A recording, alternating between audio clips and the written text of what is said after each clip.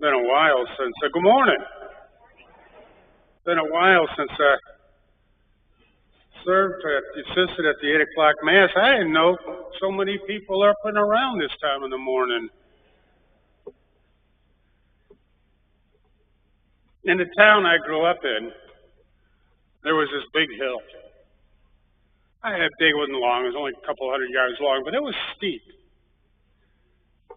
and it was on Route 20, which in the late 40s and I don't remember much before the late 40s, but the late 40s and early 50s was the only way for those truckers to get from Buffalo to Erie. And Lord, they didn't like that tree. In fact, if you mentioned Silver Creek, New York, to people around for miles around, they would say, yeah, the town with the big hill. Well, I have a confession. That big hill is the reason I could never run for public office. Now, it's true. And I know a whole bunch of you are saying that's hogwash, but no, if it hadn't been for this hill, who knows what path I might have taken. Now, let me tell you. Now, the village of Silver Creek was small, about 2,500 people, and that's in season. The problem was that there wasn't a whole lot to do, especially during our teen years. At the top of that big hill was a market. Took a curve, went down to the water, and there was a market up there, an open air market. Nobody ever locked anything up in Silver Creek. During late summer and early fall, Benji Crino, the owner of the market, would leave his whole stock of produce outside.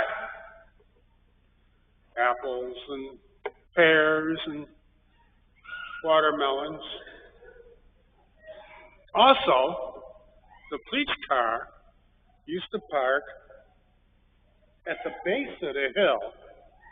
I'm getting away from the mic. The base of the hill, not more than an apple's throw from the base of the hill. You could keep an eye on the whole town there. We only had one stoplight, and that wouldn't blinker at night. I'm talking small. So, now let me repeat the scene. You got Benji Crino's market with all those watermelons sitting at the top of the hill. You got the village police car down at the bottom of the hill. And you got these four young teenage boys in between the two at the top of the hill. How many of you are thinking there's trouble brewing?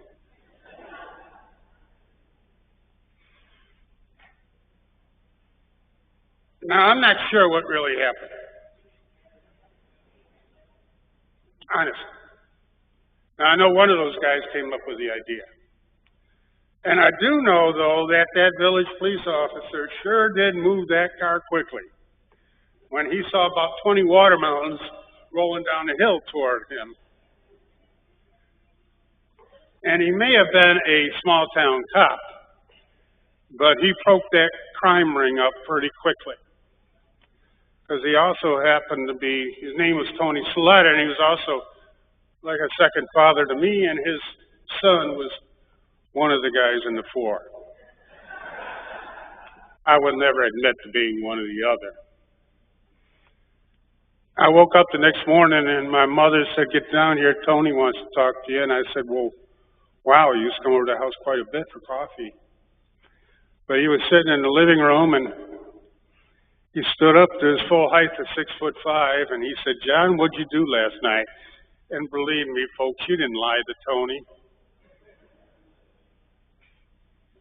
Well, we paid Benji for the watermelons, and we had a good dose of village vehicles to wash and landscape areas to clean up. And I can safely say that we all walked a pretty straight and narrow road regarding law after that, for the most part. But today, think about that. And I'm being a little facetious, I know, but think about that. With that famous watermelon caper of 58 in my background, can you imagine me running for elected office? It would take a matter of minutes before I was revealed. A matter of minutes before somebody would comment on that splinter in my eye that I've been carrying around for years. You see, there's a lot of you here this morning. You see, we took a turn somewhere. Took a wrong turn. It wasn't a sharp turn. It was just a little veer. And I don't even think we did it intentionally. But once we started, we just seemed to be going off the road until we found ourselves where we are today. We seem to be in a world where people love to see other people squirm when they are in uncomfortable situations, where people love to see people in confrontational situations. It seems that our society has become one that loves to see the dirt revealed about other people, just as long as it isn't us. Society today seems to thoroughly enjoy the difficulty that people may find themselves in. And when I'm talking about society, I'm talking about you and me.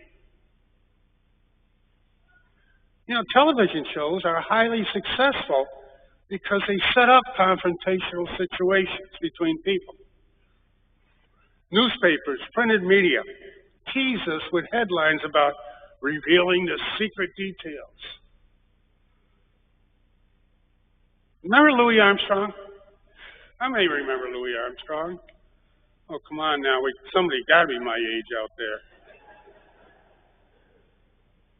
There's a song his I used to love, and I try to make it my mantra.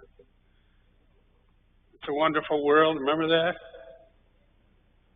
People smiling and saying hello to each other. It's difficult to remember when the focus was not on finding the splinter in another's eye. People, we've become polarized. We have become not citizens of one world, not citizens of one country. We have become members of a side, either pro or con. We pride ourselves on belonging to a side. I believe this. I don't believe this. Always looking for the splinter in the eyes of those people on the other side. Seems that we have forgotten how to look for the good in others as a means of bringing us together. Look for the good in others as a means of bringing us together. Wow, there's a good idea in there. It's not original.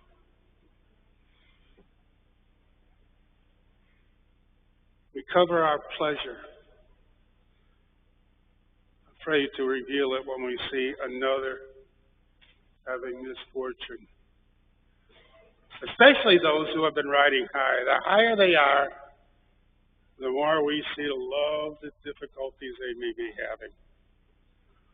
We seem to have forgotten that we ourselves need forgiveness. We need others to overlook the plank in our eye. We need the kind of forgiveness that, God bless him, Benji Crino gave to those 4 kids almost 60 years ago. The forgiveness that Tony Saletta, the village cop, gave to those 4 boys, including me and his son. You know, I pray that we can return to a world where we forgive, we don't condemn. Where we forgive and we don't criticize. The kind of world where I was not always looking for the splinter in another's eye and kept forgetting about the beam in my own. We need to regroup, where we need to realize it is a wonderful world that the Lord gave us. We just need to work at this forgiveness thing a little bit. And about that watermelon story, it was the whole truth, except for the part I made up. Next time I'm going to tell you about the pumpkins. Take care and God bless and have a great week, people.